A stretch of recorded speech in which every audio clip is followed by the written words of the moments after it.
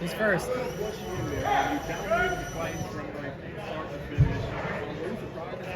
Hello.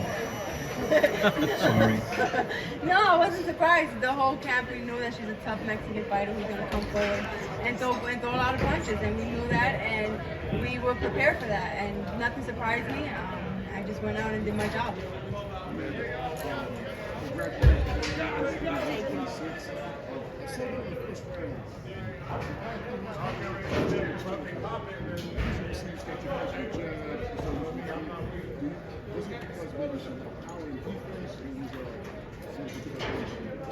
Well, it was pretty much the game plan. We wanted to still go toe to toe. I love to go to toe. Okay, truth of the matter is we got paid a lot of money and we were supposed to perform. You know, this is what this fight was about.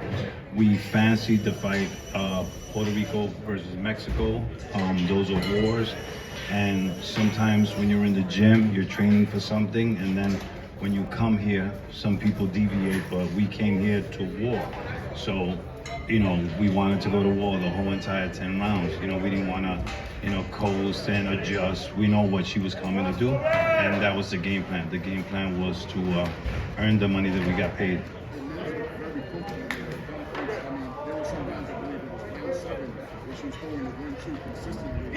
Yeah. Well, did you hear my trainer saying it, screaming in her corner? Yeah, we found a home for it, and I thought, you know what, let's have a little bit of fun. But, you know, then at the 10th round, we were like, you know, go back to the center, bite down on your mouthpiece, and perform. It seemed like, you know, when you had the head clash, it seemed like she was so comfortable. It was like she wanted to keep seeing her blood come.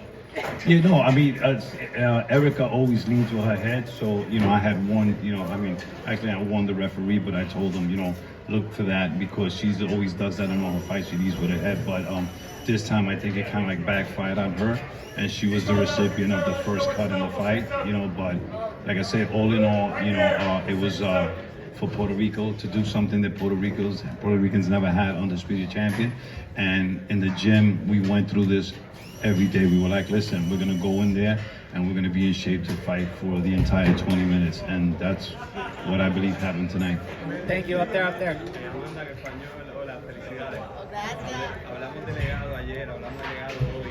Ya tienes lo que querías en las manos, ser la primera puertorriqueña solamente libre. Dame un sentido de lo que significa para ti. No, yo estoy súper contenta. Este es un sueño para mi isla, para ustedes, para mis boricuas. Y I'm over the moon ahora mismo. I just can't wait to go back to the island y disfrutar mi gente. Y soy contenta.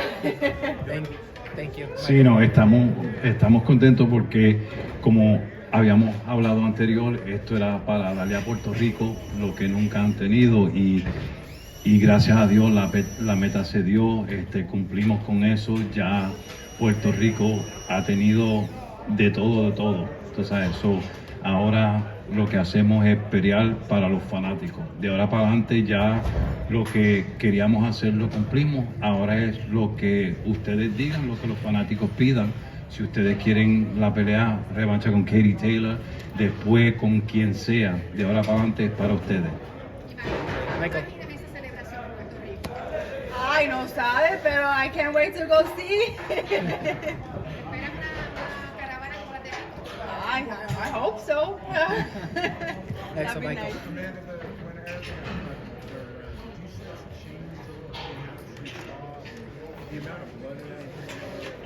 No, I didn't. No, I guess she figured that she had to. I don't know. Keep coming. So, to me, it didn't really matter. I didn't see a change in her.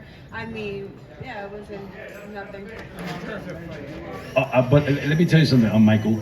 You know, it's funny, because Cindy had mentioned it, and Cindy was like, listen, in fact, we took like a little time off, like backed up a little bit, because Cindy had said, listen, you know, it's before the 4th round and she's cut. she says you don't want it to be stopped and go to the, like a no contest before 4. So she kind of like said, like, pace a little bit so that, we make it after the 4th and then you resume it, and yeah, it was a great observation by Cindy, because she was the one that told me. She was like, listen, she's got a cut, if they stop it before the 4th round, it goes to a no contest. We worked so hard for this, so it was kind of like, yeah, like, like lay off just a little bit until we pass the 4th round, and then we go back to doing what we're supposed to do.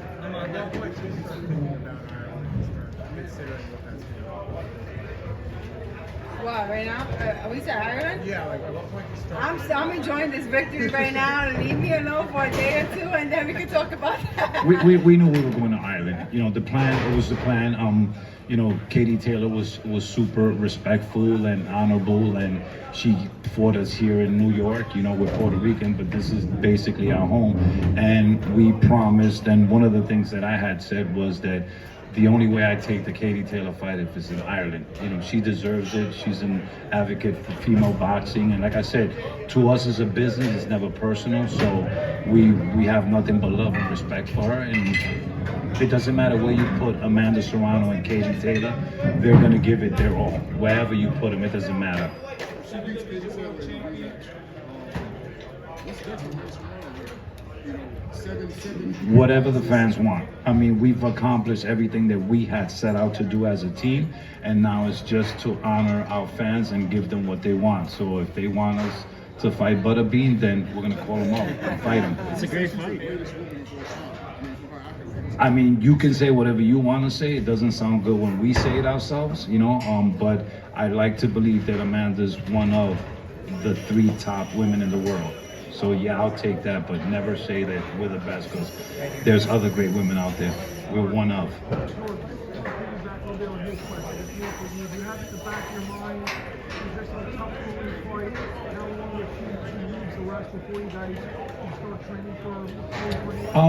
Amanda's a workhorse, and people don't understand when your body's used to doing something, it kind of like needs it. It's like, none of us wake up in the morning worried about them. We got to brush our teeth. You know what I'm saying? It's something that happens naturally for some, and the thing is that when we're not in the gym, we kind of like miss it. So after I give her 2 or 3 days, we start looking at each other like, let me just do a little something, and Katie's the same way. Katie was in the gym, I understand. She was in the gym that Monday after the fight with Amanda. And I'm more than sure that I'll give Amanda a couple of days off and she'll go to the gym and do something. It's just a lifestyle for us. When you kind of ramp it up?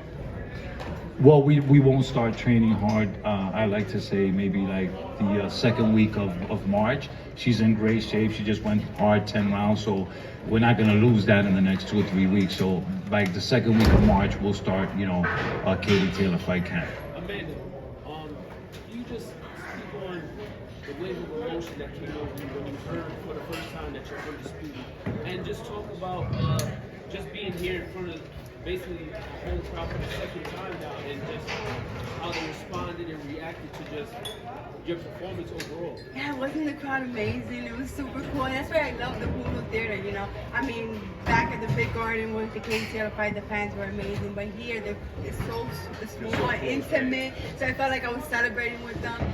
But throughout the whole camp, I manifested, I thought of it, and I was so emotional because I'm such a proud Puerto Rican, and to give back that to my island really, really touched me, and really, I do everything for my island, so that really, I had to be the happiness up there that when they announced my name.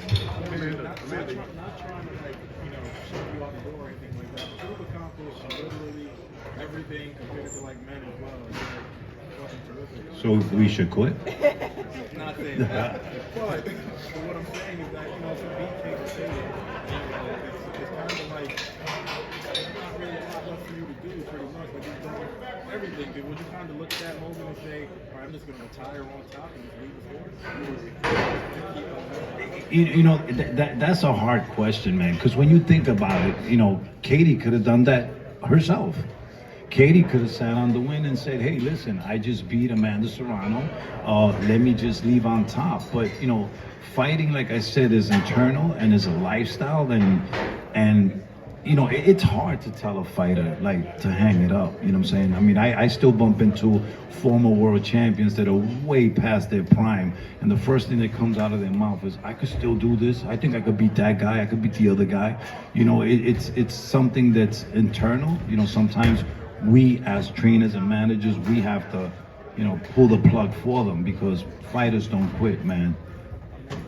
Agree with that, or? Yes, but once I say I'm retired, I'm done. I'm not coming. I'm not gonna retire for the one to come back. But yeah, no, I mean definitely the rematch with Katie Taylor, and then we have the trilogy. Amanda, heading into tonight, obviously there was a lot of talk about the Katie Taylor rematch, how it itself. Did it weigh on your mind at all, knowing that you had a job at hand first before that fight? No, like I said before, I wasn't thinking about Katie Taylor this camp. I mean, we knew it was there, but I knew I had to go out and perform to my best ability. If I didn't look good today, my coach would have been like, "We're not gonna take the fight with Katie Taylor." If I didn't win today, you can't overlook and get the type of money that we're commanding for a Katie Taylor rematch if you don't perform like this. You know what I'm saying? I mean, you have to fight and you have to look good. You know, you have to, you know, make people believe that, you know, you could pull it off on the rematch. You know what I'm saying? So, you know, we knew that if we were successful tonight, that fight was looming. But in camp, we didn't want to talk about it. In fact, we told a lot of the people, the personnel, we don't want to talk about it. We told the interviewers, listen, I'm going to get up and I'm going to walk away if you start talking to me about Katie Taylor, because we have to give Erica Cruz respect. She deserves it.